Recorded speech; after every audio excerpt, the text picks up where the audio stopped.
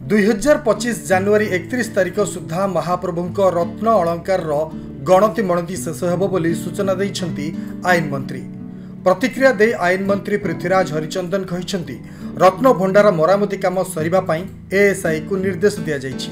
ମରାମତି ପରେ ସ୍ଥାନାନ୍ତରିତ ରତ୍ନ ଅଳଙ୍କାର ଭଣ୍ଡାରକୁ ଅଣାଯାଇ ଗଣତି ମଣତି ପ୍ରକ୍ରିୟା ଆରମ୍ଭ ହେବ। सेपटे आसंता 16 तारिखरु रत्न भंडार मरामती पई एएसआई प्रस्तुत थिबा एएसआई सुपरिटेंडेंट सूचना दैछंती।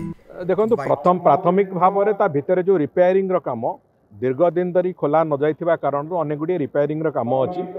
से जो मरामती काम एबे तुरंत आरंभ कर दिया जिवो। मरामती काम सरीबा परे परवर्ती समय रे जो गणति मणतिर कथा अच्छी थरे मरामती शेष होला परे आमे समस्त जो अलंकार अच्छी टेम्परारी ट्रेजेरी रे ताकू पूरापूरी भाव में से भितर को नेला परे ही गणति मणति आरंभ हम। आमे चेष्टा करूचु जनवरी 31 भितर संपूर्ण प्रक्रिया सारिया पई एक चेष्टा आरंभ होइछे एवं से अनुसार भी एएसआई को आमे अनुरोध करूचु जे ता पूर्व से काम सारिया पई कारण आम भावुचु जनवरी 31 सुधा आमे एक स्पष्ट चित्र पाइबे। जनवरी 31 हाँ आमे आशा करूचु से बाबद रे तेणुकरी तांकु से अनुसार कुहाइछि। तेणुकरी से बाबद रे थारे गोटे सठिक निष्पत्ति हबो जेतेबेले सेमानकर काम आरंभ हबो।